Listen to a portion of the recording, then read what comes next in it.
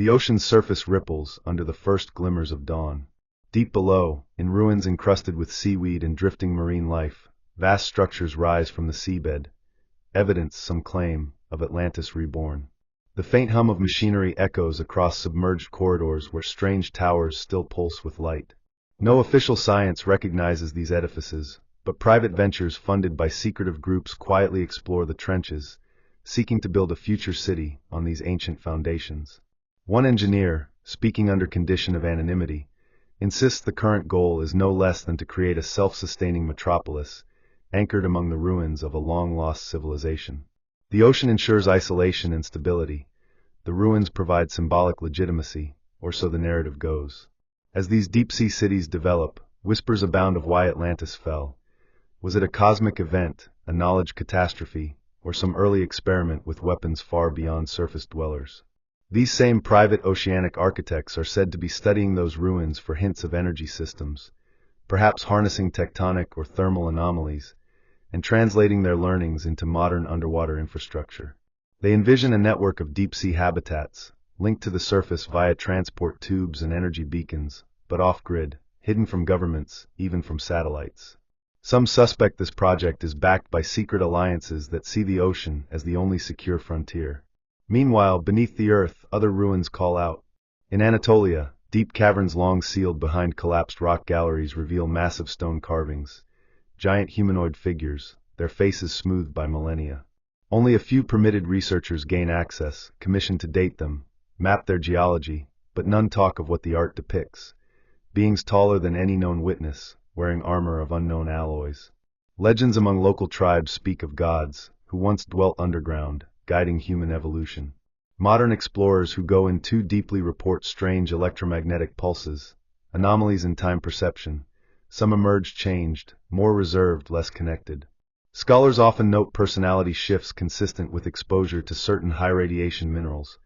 Conspiracy theorists note that radiation cannot explain why some scientists report seeing incandescent outlines in tunnel walls. And then there is the new realm of atmospheric modification.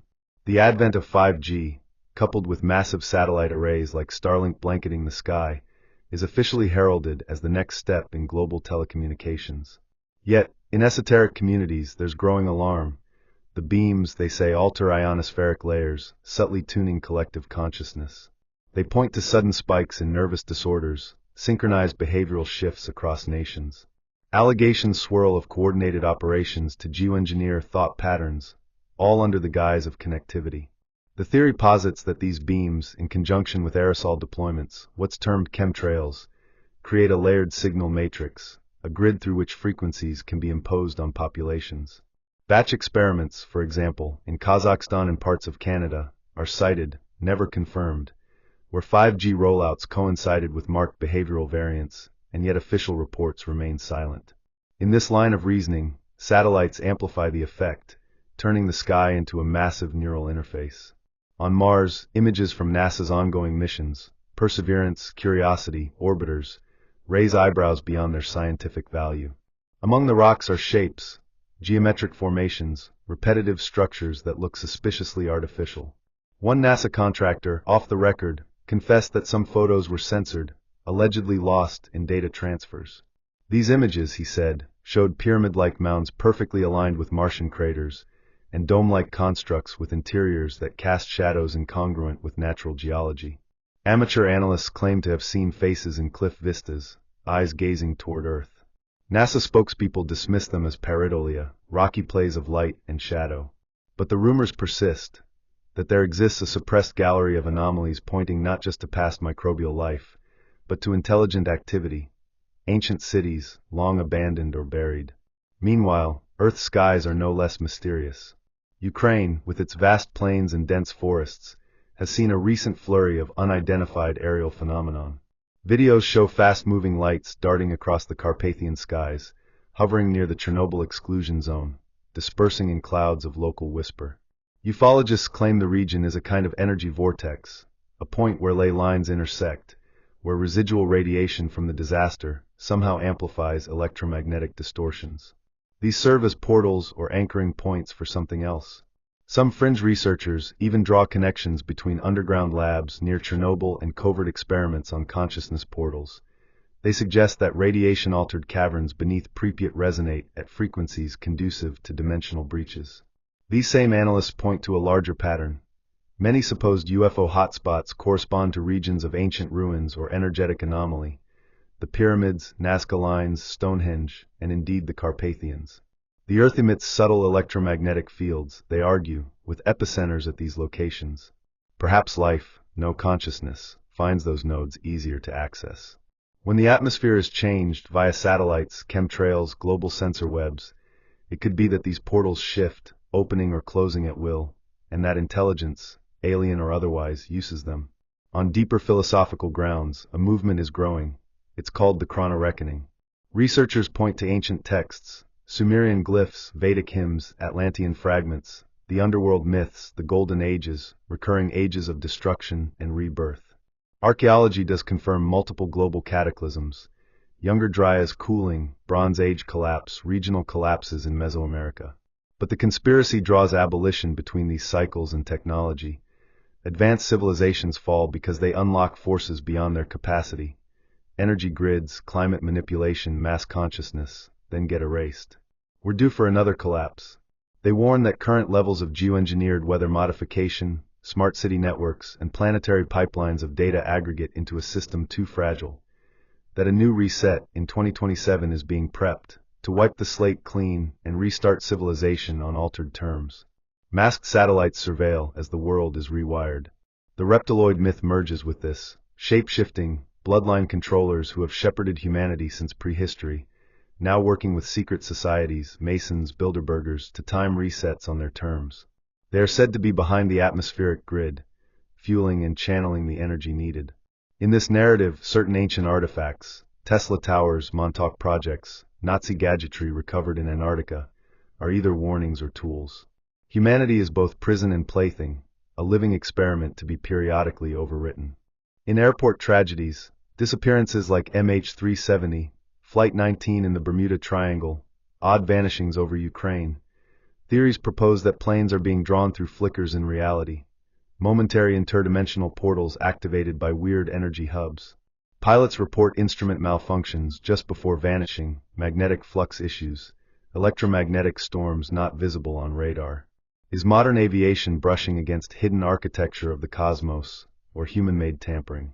Beneath many modern cities, rumors circulate of forgotten chambers: New York, Moscow, Rome, all linked through subway networks running over ancient ley magnets. In Kiev, rumor has it that the Dnipro frontier sits above Titan-sized remains, the so-called bones of Titans, ancient giants whose burial grounds resonate with psychotronic energy.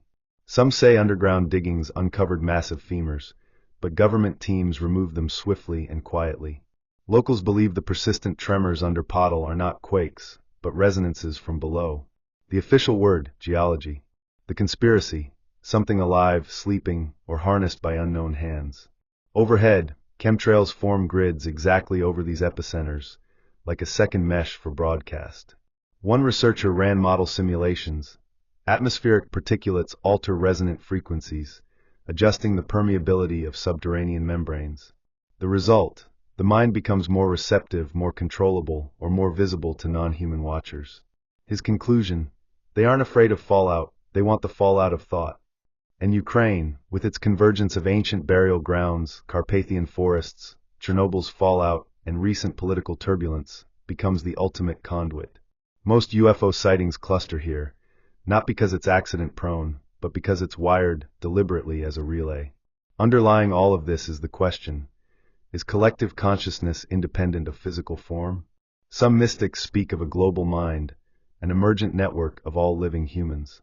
Could it be that hidden hands, technological or extra-dimensional, are trying to harness that mind, to rewrite it, compress it, or dissolve individual wills into a managed hive? If memory itself is a project, how safe are our histories? If global reality is a game board to be reset, are we pieces or players? In these theories, the past always appears more tangibly advanced. Greek electricity, Vedic flying machines, Sumerian genetic editing, Atlantean climate control. Why should we expect fewer technologies in antiquity? If thermonuclear lay engines toppled civilizations before, how different would modern equivalents be? And if those engines can still be tuned via satellite-linked grids, who's still controlling the switches? They say memory is not linear, that time folds in on itself. And if so, then history may be not a trail but a spiral, a looping cycle where civilizations don't merely collapse but are selectively deleted. Think of a digital hard drive. Data isn't fully erased, only marked as unused. Much the same may be true of human memory, of societal memory. What we call myths may be corrupted files from a past iteration. And some, it seems, are attempting to recover those files, whether by psychic remote viewing, archaeological excavation, or perhaps something more advanced. One group, known only by the symbol increment theta, allegedly works in neural synchrony labs. Located beneath the Dolomites, these facilities conduct consciousness simulations, attempting to recreate what they call pre-collapse awareness fields. The goal? To see if minds, when placed into exact vibratory alignment, can access shared memories of a world before this one, a civilization wiped, not by disaster, but by memory extraction. If this is true, then wars, famines, and pandemics were not real catastrophes but cover mechanisms, rituals of forgetting to bury the knowledge that had become dangerous. This would explain the strange symmetry across ancient myths. The gods who teach humanity, the watchers who descend from the skies, the divine punishments following forbidden knowledge. These events might not be metaphor, but literal historical cycles, hidden behind narrative fog. The gods were real. They left, or they were erased. But not all of them. Some remain deep in the earth, or in orbit, or inside consciousness fields too vast for the human nervous system to perceive. The phenomenon of spontaneous knowing among children, drawing symbols they've never seen, naming stars they've never studied, is cited as evidence. These are bleed throughs, bits of code seeping through the cracks of our firewall reality. If Starlink and other global network systems are designed as infrastructure for complete surveillance, that's just the surface purpose. Their deeper function may be to prevent these bleed throughs, to scramble the bandwidth on which such memories could return. A digital veil not just over information, but over memory itself. In essence, a firewall over time. But nothing built by human hands lasts forever. Some say that cracks are forming. Anomalous dreams, global synchronicities, simultaneous visions reported by people thousands of miles apart. What they describe is disturbing. Towering figures made of smoke, cities with impossible geometry, walls of vibrating glass, and a voice, not loud, not soft, but absolute, telling them it's almost time to wake up. And then there is the matter of the sky. A team in Brazil launched amateur weather balloons to test upper atmosphere radiation. Their equipment captured strange particulate reactions above 30,000 feet. When analyzed, the data didn't match any known atmospheric model. Instead, the air displayed trace patterns of microlattices, essentially forming a net of unknown material interaction. Some speculate this is artificial, remnants of global aerosol deployment projects once dismissed as chemtrail conspiracies. But others go further. They believe this net is the edge of the simulation, or more accurately, the field envelope that keeps baseline human perception grounded in consensus reality. What happens when that field thins? Pilot reports from high-altitude flights are revealing objects appearing and vanishing, entire cloud systems behaving like solid structures, or time distortions where instruments lag a full second behind visual reality. Some aircraft are said to have entered these anomalies, and not all return. The few that do often report severe disorientation. Black box data occasionally contains unexplained hours of silence, corrupted recordings, or glimpses of voices speaking in tonal structures untranslatable by modern linguistics. Perhaps these craft breach not weather, but reality's seam. The 2027 date looms large in certain circles. Documents leaked on obscure forums reference a project threshold, an event horizon where the accumulated changes in global electromagnetic fields, atmospheric conditions, and synchronized consciousness levels will force a phase shift. Some call it the reset. Others call it the awakening. The symbols appear everywhere, suddenly, as if inserted by some central scriptwriter. Clothing brands adopting esoteric glyphs. Pop songs repeating mantras in Sumerian cadence. Tech companies naming projects after forgotten gods. These are not accidents. It's conditioning. Symbols embedded into the subconscious to ease the transition when the veil finally lifts. And then there is Antarctica. Few know what truly lies beneath the ice. In 1947, Operation High Jump, led by Admiral Byrd, reportedly encountered hostile aerial phenomena, disc-shaped crafts moving at impossible speeds. Officially, the mission was for polar training. Unofficially, some believe it was a recon operation to investigate anomalous heat signatures beneath the ice sheet. Satellite scans in the 2000s detected hexagonal constructs buried miles under the surface, perfectly symmetrical and radiating low-frequency pulses. Access is denied. No-fly zones increase annually. One theory suggests that Antarctica houses not just alien technology, but a fully intact ancient city, possibly Atlantean in origin, or even older. The structures are crystalline. The energy emitted is not electrical, but vibrational, coherent frequency fields that seem to react to thought. Those who have allegedly been inside speak of sentient architecture, rooms that rearrange based on emotional state, halls that narrow when fear increases, and doors that do not open by hand but by will. None of this is new. Tales from ancient Tibet, the Book of Zion, and the Lazen Scrolls speak of Shambhala, a hidden city beneath the mountains where the rulers of time rest. Shambhala is not a metaphor. It may be a non-linear location, accessible only when the mind and the magnetic field are in precise resonance. When they align, a fold occurs. Space is restructured, and the traveler vanishes from the physical plane only to reappear in a city made of thought and light. Carpathian shamans have long claimed that portals exist in specific forest clearings, measurable by sudden changes in animal behavior, electromagnetic flux, and personal disorientation. People enter and are never found, or they return decades later unchanged. One man reappeared in 2004, having vanished in 1978. His DNA showed no aging. He spoke a dialect of Ukrainian no longer in use. Beneath all of this is the core hypothesis that time, space, and matter are not constants but agreements. That reality is a collective project, held together by resonance. If enough people forget the truth, it disappears. If enough people remember, it returns. This is why memory is policed more heavily than behavior. Why history books are rewritten. Why symbols are sanitized. Why entire civilizations vanish without trace. Why pyramids are found under jungle, under sand, under ocean. Why giants' bones are hidden in Vatican crypts. Why NASA loses data. Why Tesla's notebooks disappeared after his death. Why only certain frequencies are allowed on public broadcast. Why the sky hums, sometimes just before sleep. They are not trying to control what we do. They are trying to control what we remember. The hidden war is not one of guns or armies. It is fought in thought, in memory, in the invisible code of belief. While most go about their daily lives unaware, others have begun to notice the inconsistencies. The déjà vu too precise, the dreams too structured, the symbols that seem to follow them. They describe a feeling, not of paranoia, but of recognition, as though the world they see is a shadow of another world once known, now veiled. It begins with anomalies in the sky. Not simply lights or crafts, but shifts, clouds that move against the wind, patches of atmosphere that flicker for a moment like an old VHS tape glitching, birds flying in perfect spirals and vanishing mid-flight.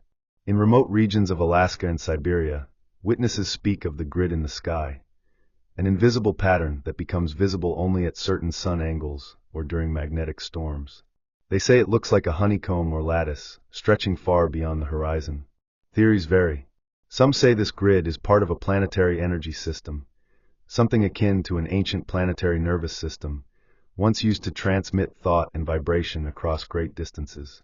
Others claim it's synthetic, a manufactured net, projected from orbit, designed to contain humanity's collective awareness inside a specific frequency range. But the sightings are growing. People report dreams of machines in the sky, not airplanes, not satellites, but living mechanisms, hovering silently over cities, humming at frequencies felt in the bones. These are not dreams, they say, but memories.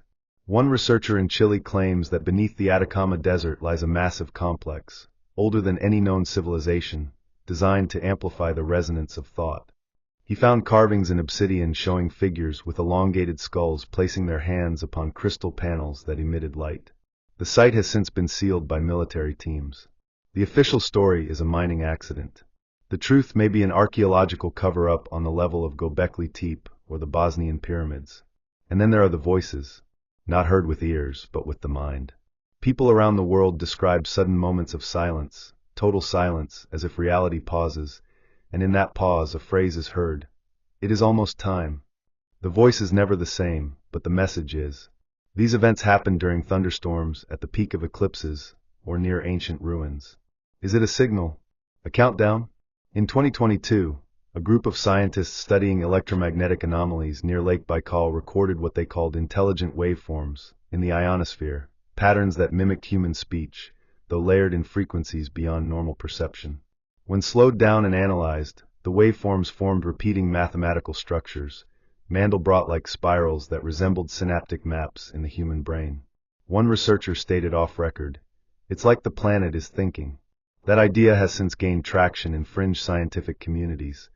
The Earth is a sentient organism, not metaphorically, but literally.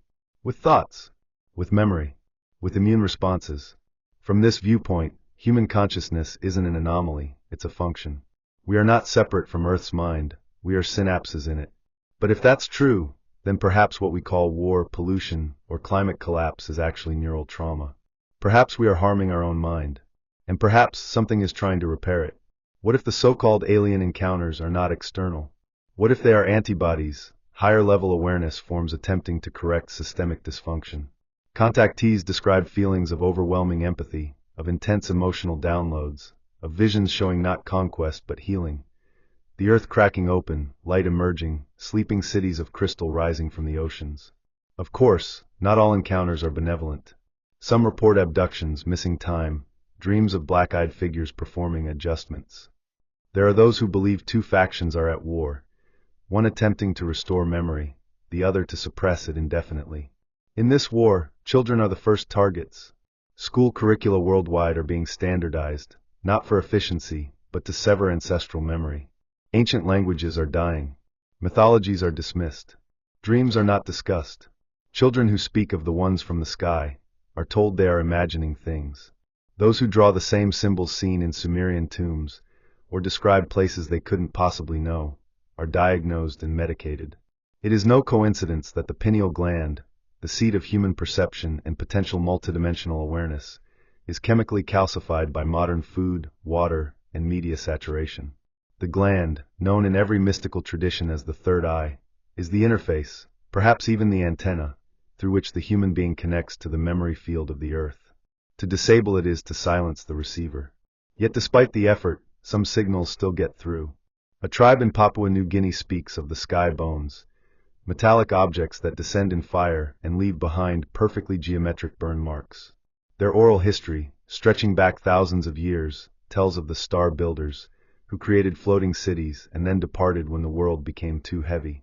They promised to return when the land was again light. No one knows what that means, until one realizes that light may not refer to mass but to frequency. A lighter world is a higher frequency world, a world in alignment with its own memory.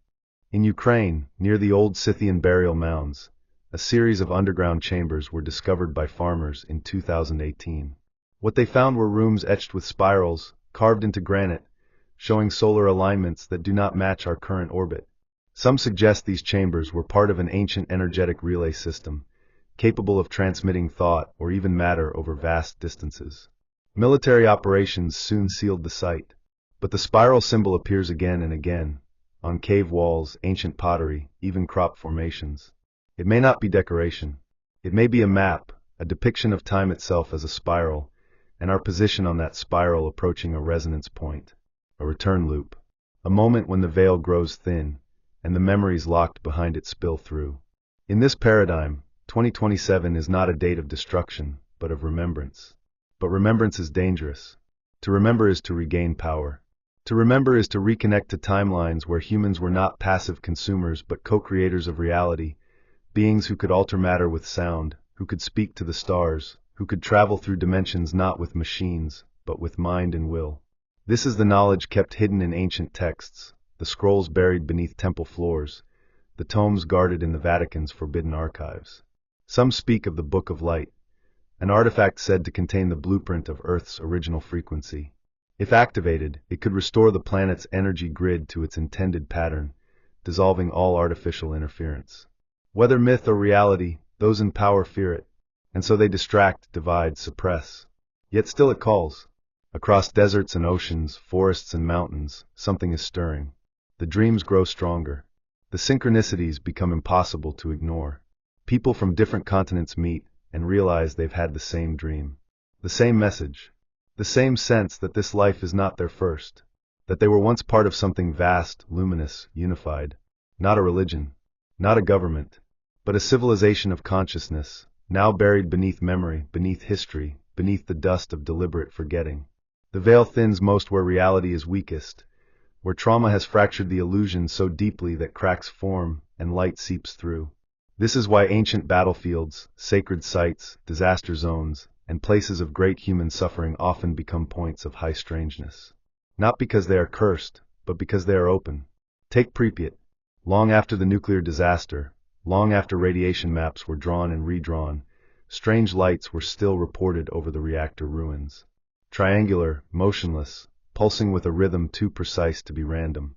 Drones sent too close, experienced equipment failure, and animals avoided the area not because of radiation. Those patterns were accounted for, but because of something else. Something felt but unseen. Survivors of the cleanup operations speak, quietly, of dreams that began after their exposure. Dreams of corridors beneath the plant that didn't exist on any blueprint. Of black glass doors that opened without hinges. Of voices that whispered through Geiger counters. One man, a former technician, described waking each night at 2:17 a.m. for months. Always the same vision, a tower, miles beneath the surface, built of white stone that shimmered with impossible light. On its surface were etched symbols that vibrated, not physically but psychically. When asked to draw them, he produced glyphs nearly identical to those found at pre-Incan sites in Bolivia. This convergence of memory, symbol, and space is no coincidence. The deeper one looks, the more one realizes that knowledge was never lost, it was buried. Not beneath dirt, but beneath meaning. Words changed. Maps redrawn. Dates distorted. The truth was not erased, only hidden behind carefully designed noise. Even mainstream archaeology occasionally stumbles across anomalies it cannot explain. Megalithic structures that defy our understanding of ancient tools. Monoliths quarried from miles away and moved with no visible method. Stone blocks cut with laser-like precision before lasers were invented. It is as if we are children finding toys from a previous age and declaring them impossible. Or perhaps we are not the first iteration of this civilization. Evidence mounts that the Earth has hosted many epochs, not just biologically but technologically. Some believe the asteroid belt between Mars and Jupiter is the debris of a once-living planet, shattered by misuse of energy beyond our comprehension. Others suggest the moon itself is artificial, a monitoring station, not a natural satellite, placed into orbit with surgical precision. Even the moon's behavior is suspicious. Its size and distance create perfect solar eclipses, an astronomical coincidence so precise it borders on design. It rings like a bell when struck. Its craters are uniformly shallow, as though it has a shell beneath the dust. Some Apollo astronauts reported odd sensations, while on its surface, the feeling of being watched, of their thoughts being interfered with. But who or what is watching? Some say it is us. Not our present selves, but our future selves. That time is not linear, and what we call aliens are humanity's own descendants, looping back in time to observe or course correct. Perhaps they come not to interfere, but to prevent us from making the same mistakes they once made.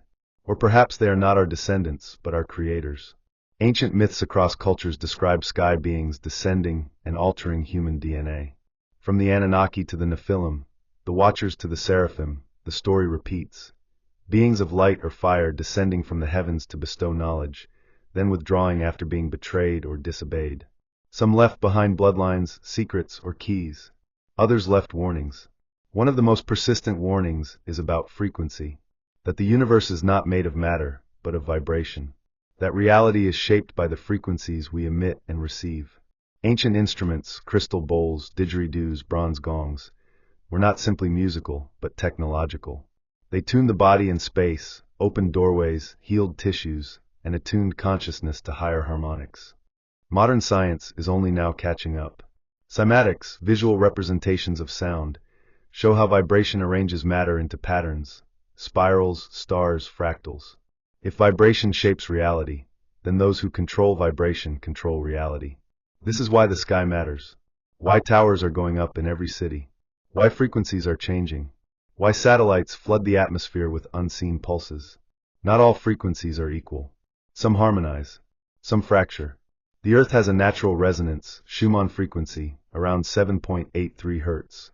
Human brains operate near this range during states of deep relaxation, meditation, or REM sleep. But bombard the Earth with higher artificial frequencies, and you induce agitation, anxiety, disconnection. A population cut off from natural frequency is easier to control, less likely to remember, more likely to obey. And yet, the memory persists. It seeps through in architecture, in symbols, in dreams. People sketch spirals, eyes, pyramids without knowing why. Children speak of the blue light that comes when they sleep. Adults see numbers repeating, 1111, 333, 144. Synchronicities multiply until denial becomes irrational. They are nudges, reminders, echoes of a truth we once knew but agreed to forget. But who made that agreement? Was it imposed or chosen? Some spiritual traditions speak of the veil as a voluntary barrier, something we agreed to before birth, to learn certain lessons. That Earth is not a prison but a school, a simulation, or an initiation chamber. That forgetting is part of the test. But others counter. The veil has thickened beyond its original design. It was meant to thin over time, not harden. Something or someone is hijacking the process. They point to the data. Increased electromagnetic interference during solar storms, coinciding with surges in human emotion and intuition. Powerful alignments between solar eclipses and mass awakenings. Sudden flares of creativity, memory, déjà vu, followed by technological outages. It's as though the sun itself is trying to communicate, trying to reawaken the connection between earth and sky. The ancients worshipped the sun not as a god, but as a portal, a living being radiating encoded information. Modern solar observatories occasionally capture images of massive objects near the sun, impossibly large, angular, structured. NASA calls them glitches. Others aren't so sure. What if our solar system is a vast machine? What if planets are nodes, moons are mirrors, and Earth is the heart, or the lock? Some now suggest that Earth holds something ancient, powerful, dangerous, or divine. That this is why humanity is here. Not randomly evolved on a dust rock, but placed, watched, shaped, some to awaken, others to prevent the awakening. And in this cosmic theater, every symbol, every frequency, every structure plays a role. The grid in the sky, the silence in dreams, the pyramids that mirror stars, the repeating cycles of birth, destruction, and rebirth. Not the end, the loop. And somewhere ahead, or behind, or above us, the key. The key may not be a thing, but a state, a harmonic resonance, a collective shift of consciousness that, once reached, unlocks the next phase of human evolution, not technological, but existential. This is why the control systems are so carefully engineered, not to stop physical rebellion, but to suppress vibrational escalation. It's not about war or politics. It's about frequency, and memory is the carrier of that frequency. The more people remember who they were, what they are, why they came here, the more the field changes. This is why dreams have become battlegrounds. In sleep, the conscious mind relaxes and deeper awareness rises. Symbols return. Old languages are heard. Some describe flying not in vehicles but as light itself. Others speak of returning to vast libraries of energy and sound, places of knowing that exist between lives. But something else is there too. Shadow constructs.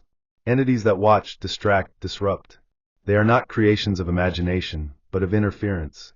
Programmatic filters designed to interrupt the download of memory. They appear as false guides, distorted archetypes, or even loved ones, designed to mislead the dreamer. Those who pass through them and remain aware report extraordinary clarity. Visions of the original Earth before the distortions. Cities made of light, with no shadows. A sense of unity so complete that language became obsolete. These visions are not random. They are fragments of the original template, a frequency blueprint that some believe is encoded deep within human DNA, dormant but waiting. It cannot be fully erased, only suppressed. And when the right vibration strikes through sound, emotion, or cosmic event, it begins to awaken. Hence the obsession with bloodlines. Certain lineages carry higher fidelity versions of the original code. This is why ancient priesthoods kept genealogical records stretching back thousands of years. It is not about race. It is not about royalty. It is about memory density. Some humans are living keys. In recent years, DNA research has quietly revealed anomalies. Segments once considered junk are now shown to be active under specific vibrational exposure. Frequencies in the infrasound range, below conscious hearing, seem to trigger neural and genetic responses, causing sudden insights, flashes of memory, or emotional breakthroughs. Some subjects report hearing a tone that no one else can hear, like a calling from inside the bones. This ties to the concept of the original tone, a primal sound that existed before language, before thought. Some call it the word, others the AUM. It is believed to be the seed frequency from which matter crystallized into being. And within that seed was intent, not just to create, but to remember the act of creation. This is why memory is sacred. To remember is to realign with that original intent. To remember is to become once again a co-creator of reality. And those who fear this, those who have taken dominion over the illusion, go to great lengths to prevent it. They fund disinformation. They weaponize academia. They reward forgetfulness and punish curiosity. They invert symbols, mock intuition, ridicule the mystical. But most of all, they engineer distraction, 1,000 narratives, each louder than the last, each designed to occupy the mind, so the heart cannot be heard. Because it is in the stillness that truth returns. Not through noise, not through proof, through knowing. The ancient ones called it gnosis, the direct, unmediated experience of reality as it truly is. Not a belief, not an idea, but an immersion in the living presence of truth. It is this gnosis that terrifies the architects of the illusion. Because gnosis cannot be controlled. It cannot be debated. It cannot be marketed or co-opted. It simply is. And once one human remembers, truly remembers, it begins to ripple outward, changing the field, softening the veil, disrupting the frequency cage that has held this planet in lockdown. This is why they track thoughts. Not to predict your behavior, but to map the edges of awakening. In certain research circles, there is talk of thought echoes, residual patterns left in the morphogenetic field when a human has a strong realization. These echoes are subtle, but they accumulate. When enough people have the same realization, it creates what's called a phase breach, a moment where the consensus reality flickers and another possibility bleeds through. This has already happened. You felt it.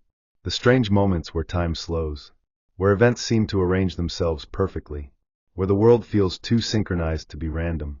These are not accidents. They are fractures in the illusion, moments of resonance, precursors of emergence. And the emergence is coming, not from above, not from outside, from within. The so-called aliens, angels, gods, AI, and entities may be real, but they are not our saviors. The savior myth was planted to keep us waiting, dependent, disempowered. The truth is more radical. We are the ones we've been waiting for. The awakening is self-activated, triggered by memory, by choice, by vibration.